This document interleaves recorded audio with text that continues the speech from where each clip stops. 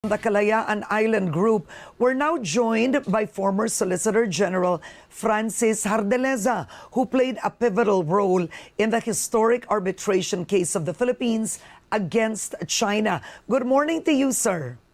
Good morning, Karen. All right. What is your take on Senator Marcoleta's statements of i-give up na ang Kalayaan Island Group?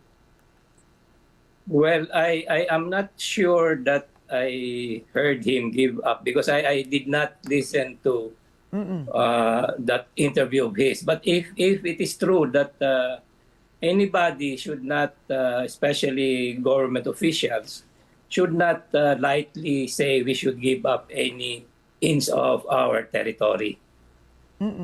Kasi ang sinasabi po ni Senator Marcoleta, ang punto niya, nasa labas naman daw po ito ng exclusive economic zone. While Professor J. Batumbakal explained it quite clearly, I wanted your take on it, considering that you actually brought this issue, right? You brought this issue to the tribunal. Yes, ang Kalayaan Island Group ay outside of our EEZ. Walang kaduda-duda dyan. Pero hindi ko at saka walang debate diyan. Ang hindi ko sigurado is whether Senator Marcoleta made a mistake or he was not informed. Pero ang importante sa ngayon parang sinasabi niya rin na hindi 'yun ang gusto niyang mangyari. Okay, but you are saying it now, yes, it is outside the exclusive economic zone, but the Philippines has occupied the Kalayaan Group of Islands since the 1970s, and in 1978, no less than the late President Marcos Sr. included this in the municipality of Palawan. So, yun ang tinatanong ko sa inyo because UNCLOS made it clear they only cover maritime rights, maritime domain. Lupa po yun na na-occupy na natin. Tama po kayo, Karen.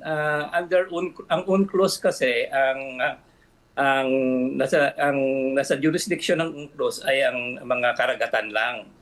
So tama kayo, ang Kalayaan at the most important to me is just last year, I think, meron tayong bagong law, Maritime Zones Law, na talagang sakop natin ang Kalayaan Island. So walang question diyan. Hindi ko nga siguro ang nangyari ay, alam mo, ang international law ay para sabi nga ay isang pag-aaral na maraming mga hindi pa lubos na established na. So parang hindi lang nagkaintindihan. 'Yun ang ano. Pero ang importante, ang Kalayaan Island ay sakop ng Pilipinas at walang ninumang Pilipino ang makapagsabi na i-give up natin ito.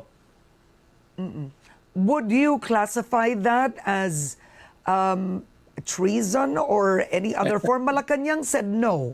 Of course, but I'm curious. Alam niyo po, ang treason ay sinabi rin sa akin yan nung ako ay Solicitor General kasi may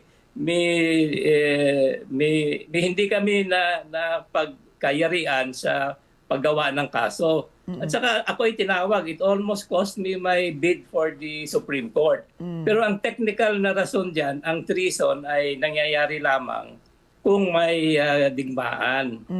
But then it's being used colloquially na yung kung hindi ka kampi sa Pilipinas, you are treasonous. But alam mo, ito palagay ko ay nasasakop na rin sa 2028 kasi malapit na tayo magka-eleksyon.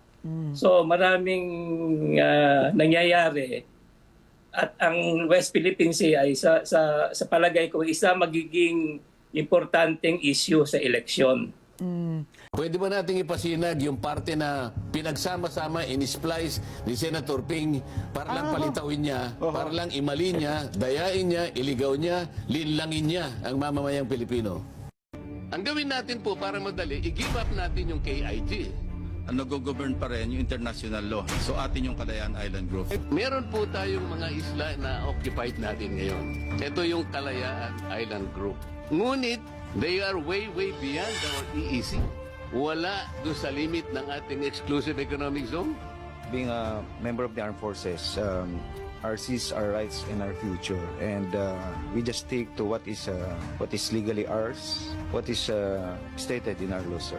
I'd like to congratulate you for responding very well to the questions of the Honorable Marcoleta. Kaya naisip ko tuloy na para liwanagin natin, para madali, i-give up mo siguro. Parang ganun. So, I am not advocating to give it up, but I am only trying to reinforce the argument na mahirap talagang gawin. Pero si Senador Ping Lacson, in-splice niya, kung ano yung tanong ko, yung sagot na ano, iba yung ilalagay niya parang isinagot. Ngayon, nagtanong uli ako sa kanya, sabi ko, doon sa isa ka akong statement ng DFA, ano pong strategic objective o national interest ang na-achieve natin sa ginawa ni Commodore Tariela na magpakita ng ganong mga statements at mga caricatures sa uncompromising at nakakahiyang paglalarawan sa kanilang head of state. What did we gain strategically in terms of national interest? Meron po ba? Your Honor, I cannot answer on that. Hindi, sa panukat mo lang. Sir, being a member of the armed forces, we are voicing out the term our seas, our rights, and our future, and we just stick to what is being dictated in our what is legally ours, and what is stated in our law, sir. Doon niya sinagot na, kasi hindi niya masagot yun. Sir, sabi niya, we will fight for what is legally ours. So ano ba anong intention para, bakit hindi po ang tunay na pangyayari ang ipakita natin sa tao? Bakit parang merong panlilin lang? Alam mo, sa Philippine Military Academy, ang isang kadete ay ginagabayan ng dalawang pamantayan na inilagay bilang isang tanong. Dalawang tanong yun actually. Sabi niya sa'yo, tanong niya sa'yo, do I intend to deceive? Yung pangalawa, do I intend to gain undue advantage? Ito yung pamantayan. If you can answer no to both, Okay. Sa dalawa, natanong. Oo. then you are doing the honorable thing. They are way, way beyond our EEC. Wala doon sa limit ng ating exclusive economic zone. Being a member of the armed forces, our seas, our rights, and our future, and we just stick to what is legally ours, what is stated in our law, sir. What did we gain strategically in terms of national interest? Meron po ba? Your Honor, I cannot answer on that. Hindi, sa panukat mo lang. Sir, being a member of the armed forces, we are voicing out the term our seas, our rights, and our future, and we just stick to what is being dictated in our what is legally ours, and what is stated in our law, sir.